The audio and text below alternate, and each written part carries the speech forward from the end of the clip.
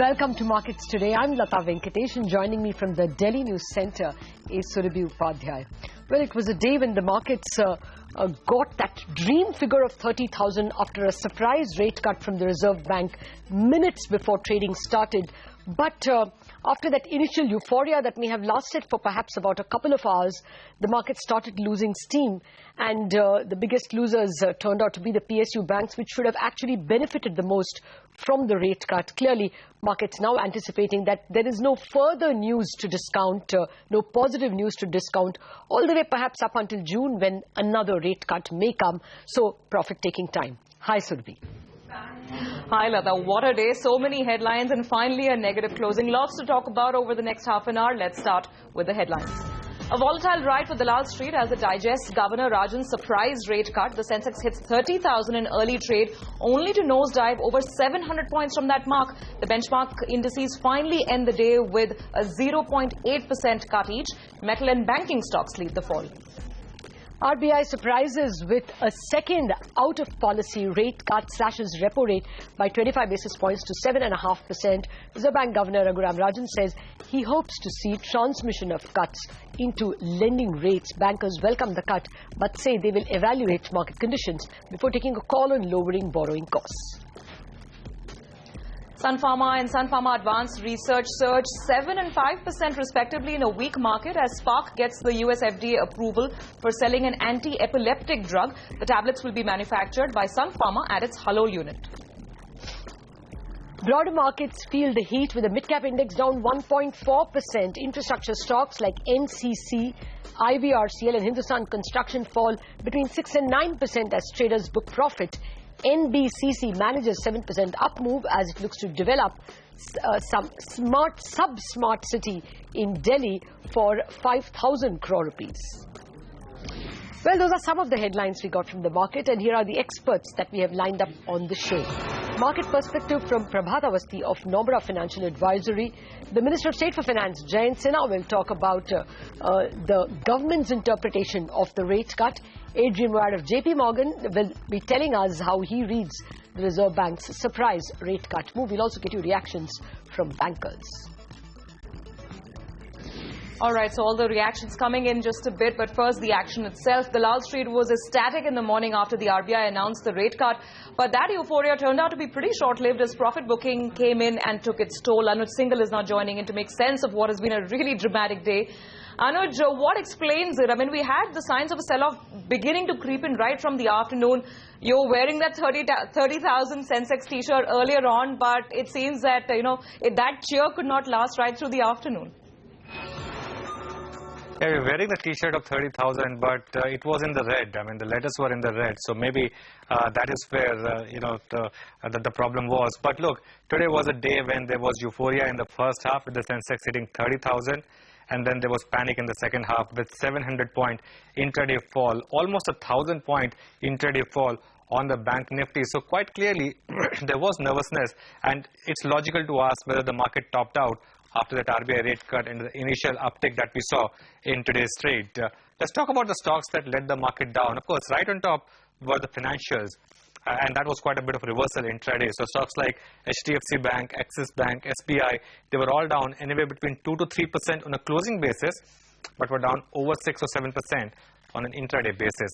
Let's talk about some of the stocks that contributed to the market downtick. It was secular in nature actually. No single stock contributed more than 10 points. So Infosys, Reliance, Larsen & Toubro, all the heavyweights were down about 0.5% to 1% in trade. The sector that was the biggest loser today actually was metals, and quite a bit of selling in metal stocks across the board. So CESA, NMDC, Hindalco, all lower by about 4% in trade today. Now let's talk about some of the stocks which managed to do well. Sun Pharma was your stock of the day today. That was up 6%. Big gains on that. DLF was up 2% and some semblance of buying finally emerging in ITC, though even that came off its intraday highs.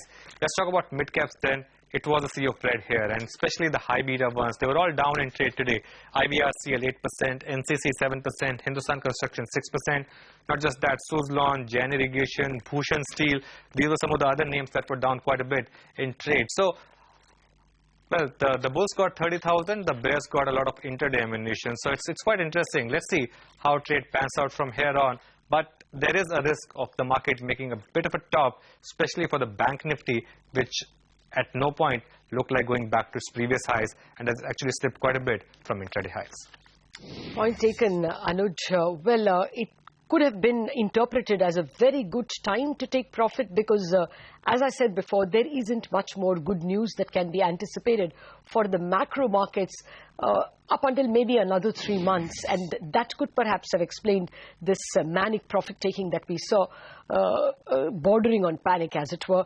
As well, we have to remember that the global markets were not really in the pink. We saw already yesterday the European markets and the Dow Jones shed some weight. So a little bit of risk-off and profit-taking was creeping in other markets, and that may have just gotten a lot worse with the kind of profit-taking we saw in the Indian markets. The fact that the bank stocks took the biggest beating also indicates that it was largely profit-taking because the big news is out for the street. Maybe there is a little bit of credibility as well that the Reserve Bank suffered after 2 out-of-turn rate cuts, giving the impression that probably there is a bit of prodding from the government to which they have had to succumb. That could have contributed a little bit also to losing confidence in this rally. Well, time for perspective, Surabhi. Absolutely, Lata. So let's get some voices going. Prabhat Vasti, head of equities at MD India at Nomura Financial Advisory Securities, is sticking to his target of 33,500 for the Sensex. He says the improvement in the rate cycle is on expected lines. If you look at what you said in our strategy, the year beginning, we said that there will be improvement in growth and rate cycle together. So we're sort of building that in somewhat in our targets. So at this point in time, we're not inclined to change a target of 33,500, which we put at the beginning of the year. At that point in time, it was still a good 22% upside. So we have seen some of that come through. But at this point in time, as I said, I'm not looking at changing that target, as we expected some of this to happen.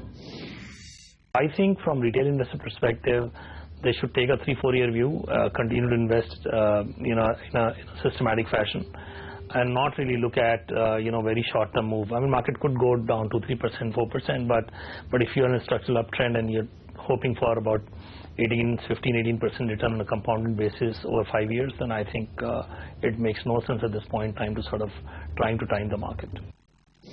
All right, so still bullish, as you will notice.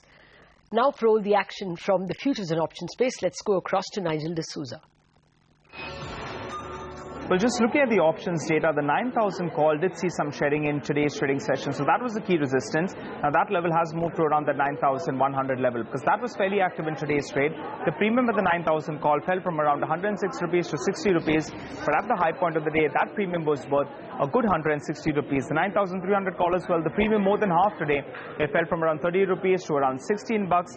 But at the high point of the day, that premium was at around 65 rupees. So these call buyers, they'll be really ruining the fact that they waited too long because instead of going home in the money, they'll be going home out of the money. Take a look at the 8,700 put. Now that's the key support for the Nifty. Today as well, it was fairly active. The premium over there went from around 34 rupees to around 45 rupees. So those put riders, in fact, they're looking to eat into that premium of around 45 to around 50 rupees. But the real money was made by those put buyers that bought that particular strike when the Nifty went to the high point of the day, because at that point of time, they would have got it for around 18 to around 20 rupees, and they'll be going home with double their money up for around 45 rupees. The Nifty, though, that didn't see any big selling today. There was more unwinding seen. The Nifty ended lower.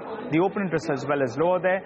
Sun Pharma as well as ITC, both of them did see big buying in today's trade, while the metal stocks, in particular Sensex, I did see aggressive shorting in today's session. The Bank Nifty as well was fairly volatile today. The open interest built up was more than 20%, and we did see some selling on the Bank Nifty itself. Some of those banking stocks as well got thrashed towards the end of trade. On Unitech as well as Tata Global, they've had a bit of a run. Both of them did see some unwinding pressure. All right, Nigel, many thanks for that. That's the futures and options action today. Let's get you the big story. The RBI surprised with another out-of-turn rate cut. Contrary to expectations, Central Bank argued that it is convinced of the improvement in the quality of the fiscal deficit and the sharper than expected fall in inflation. Let's in fact now hear out some opinion on that from Chief Economic Advisor and the Minister of State for Finance, Jayant Sinha.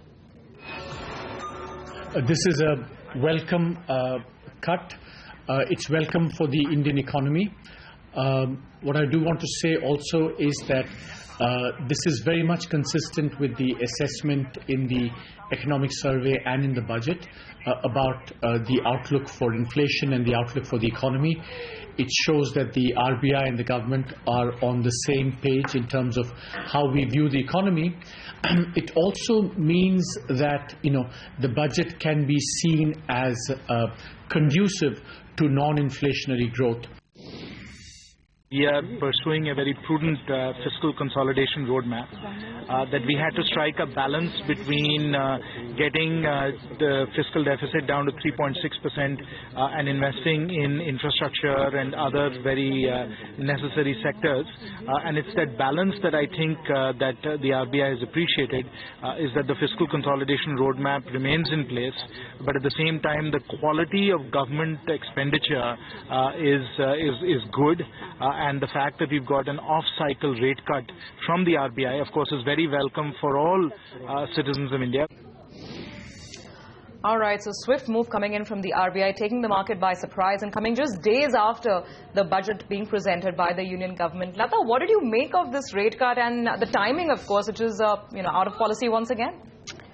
Yes, for me, repeated out-of-policy rate cuts clearly put the Reserve Bank's credibility a little into doubt. But it's certainly a very well-argued case, the Reserve Bank saying that although the number has not been met, so to speak, and that means a little more aggregate demand is created, I mean the fiscal deficit number, the quality of the fiscal deficit is not entirely revealed by the headline number. Their point is that last year's number was actually much worse because it had horrible assumptions. In spite of it, that 4.1 was met.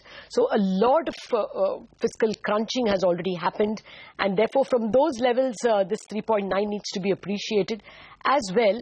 The assumptions of this budget are more realistic. Last time the assumption was a 13.5% growth in nominal GDP. This time the assumption is 11.2%.